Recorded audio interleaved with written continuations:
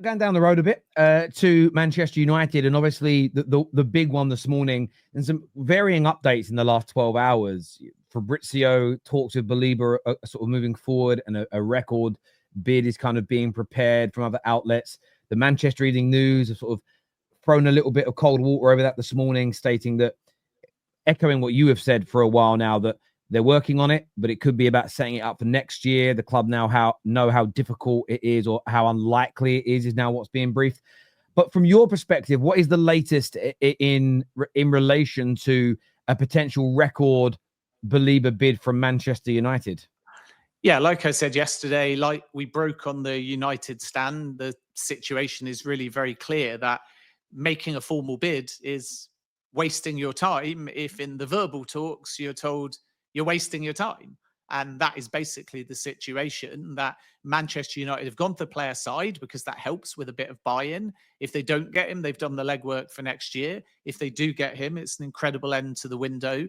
And now, having got the understanding on the player side that he is open to Manchester United at some point in time, the verbal club-to-club talks, as I broke yesterday, have started. We heard some reports yesterday, I think from a outlet in Cameroon, suggesting there was an agreement. We've heard other people say the structure of the deal is going to be 100 million or more. None of that's my understanding. I'm simply told that verbal club-to-club talks have taken place, are taking place.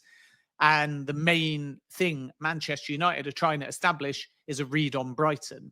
And my feeling all summer, as I said when I broke it, is that this deal is difficult. This deal would require Brighton to change their position because the starting stance is not for sale.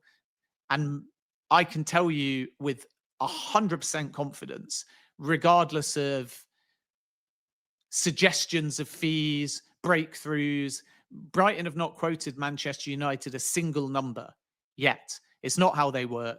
Privately, they've got a number. If that number's hit, then they may engage. But your bid, when you arrive to do a deal of this magnitude, is basically blind. And then a verbal conversation with the Brighton CEO, Paul Barber, will inform what's next. Jason Wilcox is driving this particular deal as opposed to Chris Vivell, who did the Benjamin Sesko one.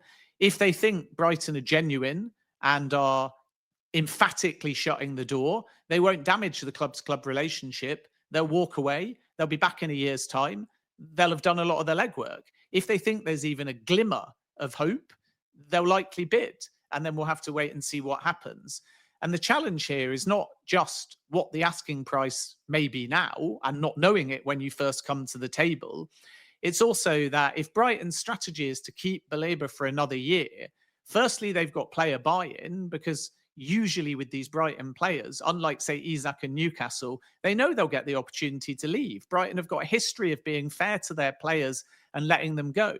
So staying the extra year for Baleba won't make much difference. And even if the player really wants the move, pushes for the move, agitates it, the only thing that will matter is Brighton and Manchester United. And Brighton even proved that with Moises Caicedo. You may remember in the January before the summer that he joined Chelsea, Arsenal and Chelsea bid, and Arsenal was the higher of the bid.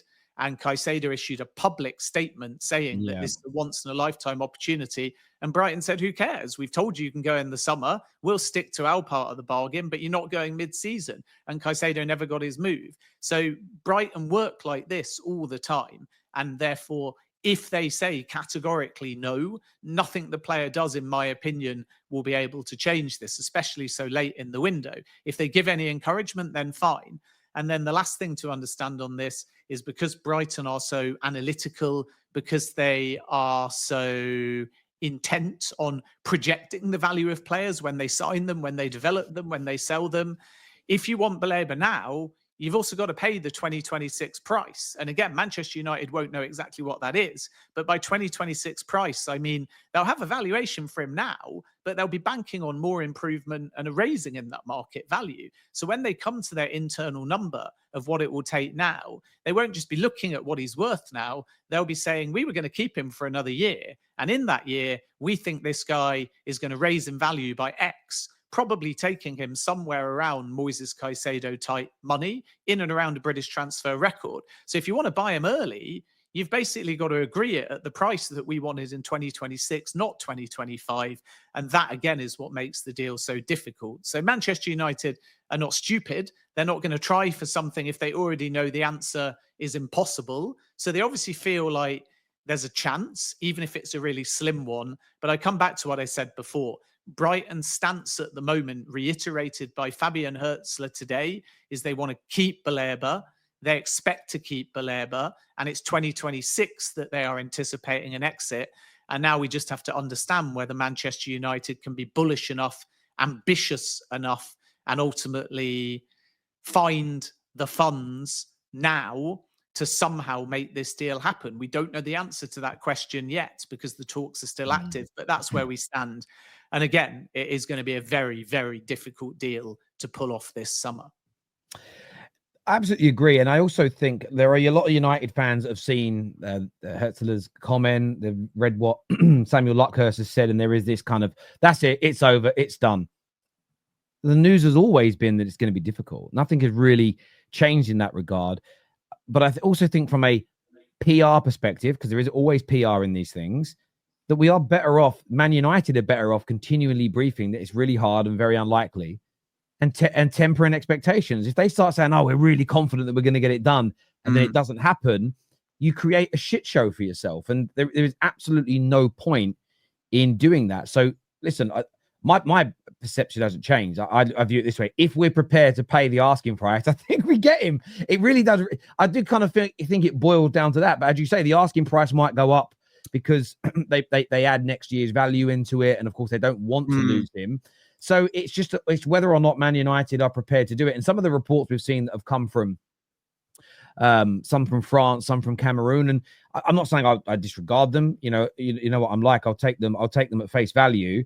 They're sort of viewing it as, well, what they're being told is Man United are prepared to pay whatever it takes. But Man United are not going to publicly confirm that, especially not to the UK media, because at the end of the day, they don't want to. Brighton go, oh, really? Well, we'll whack the price up even more then. So I do think there's gamesmanship in this, and I think United fans have just got to keep their feet very firmly on the ground. The encouragement I have is that we're still a week later pushing, having conversations. It hasn't just been a slap. Oh, United are going to look for him. It's over now. United have walked away. Yeah, to be some hope. But equally, I think Man United fans shouldn't be sitting in this world of 100% it's happening. I guarantee it. Watch. I just think calm down a little bit if that's yeah. But also, I think there's two other things at play here. One is they would be doing the legwork anyway for next year, so it's not wasted time regardless. Second of all, the optics are very good of saying we're trying, we're being ambitious, even if it doesn't come off.